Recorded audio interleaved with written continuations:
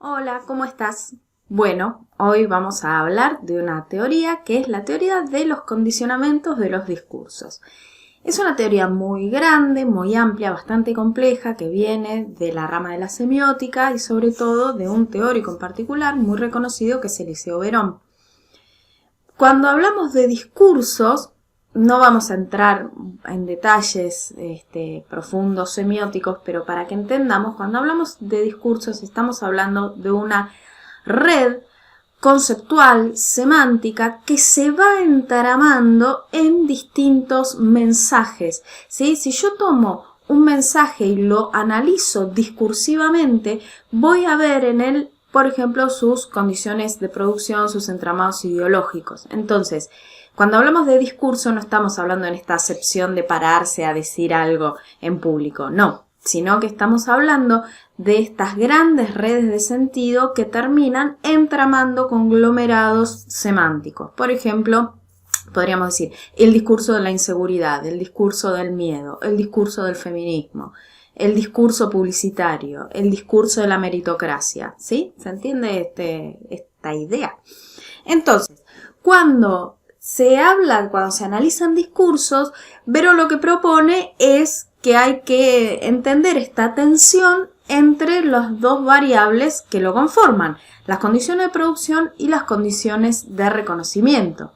Las condiciones de producción son justamente todas aquellas huellas que yo dejo en el mensaje en particular que estoy armando, que va a ser como parte después de un gran discurso. Pueden ser huellas del tiempo y el espacio, pueden ser huellas del pensamiento del enunciador, pueden ser huellas de tipo ideológicas, y justamente esas marcas que se van dejando, bueno, no es lo mismo marcas de huellas, pero no nos vamos a poner muy técnicos y muy técnicas, pero justamente esas huellas recién se ven en el momento del reconocimiento. En el reconocimiento, el receptor lo que hace es descubrir esas marcas de la enunciación. Por ejemplo, cuando yo veo un noticiero y digo, este noticiero está recontra a favor del gobierno, es porque estoy reconociendo determinadas huellas del enunciador. O al revés, o puedo decir, este noticiero está muy en contra del gobierno. Ahí estoy reconociendo marcas de la producción, que son huellas que ha dejado el enunciador de su pensamiento ideológico. Cuando yo veo una película y digo, ay, mirá, es recontra de los 80. ¿Por qué? Porque hay algo que me está diciendo huellas de la época, ¿sí? Que puede ser desde la escenografía, el tipo de filmación, la iluminación o las edades de los actores. Cuando yo veo el David de Miguel Ángel, esta escultura, ¿David? Esa. Cuando yo veo el David puedo ver un montón de marcas de la enunciación del Renacimiento, ¿sí? Entonces, los discursos me remiten al enunciador y a la enunciación. Pero todo esto, ¿para qué nos sirve? Bueno, primero para entender determinados mecanismos de persuasión. Y acá viene la pregunta del millón. ¿Cuál es la diferencia entre persuasión y manipulación? No es lo mismo, Susana, no es lo mismo, Raúl, ¿sí?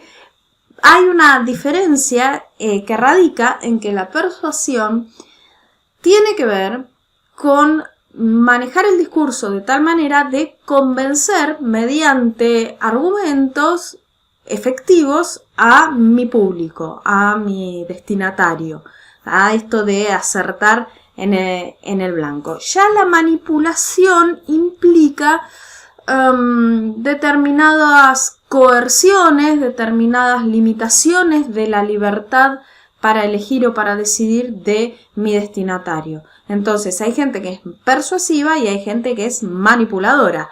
No es lo mismo. Entonces, quizás ya han visto, porque les dejé este video previamente para que lo vayamos viendo y pensar acá de qué se habla de persuasión, se habla de manipulación. Bueno, evidentemente de estos niños y niñas que están respondiendo frente a la muñeca han sido muy expuestos a determinados discursos que hacen que configuren esta idea a veces de el blanco occidental es el bueno y el negro es malo y violento. Esto se construye a través de un montón de canales. Para esto les recomiendo, hay un documental que se llama, en la Argentina es muy importante verlo, que se llama Inseguros quiénes son, que habla justamente sobre cómo se construye el arquetipo de a quién hay que tenerle miedo. Y es el día de hoy que probablemente vamos caminando por la calle y si vemos un joven varón con equipo deportivo y gorra, nos infrinja determinado temor. Y en cambio, si vemos un hombre blanco de traje, no nos infundirá tanto temor, siendo que muchas veces los hombres blancos de traje son quienes han hecho mayores daños. Pero bueno, de eso hablaríamos en otro momento. Muy bien, entonces, ¿sí? La primera pregunta que les propongo es si alguna vez en su trayectoria escolar han vivido situaciones de manipulación o han vivido situaciones persuasivas. ¿Tuviste algún docente que realmente logró persuadirte? ¿Tuviste docentes que te manipularon?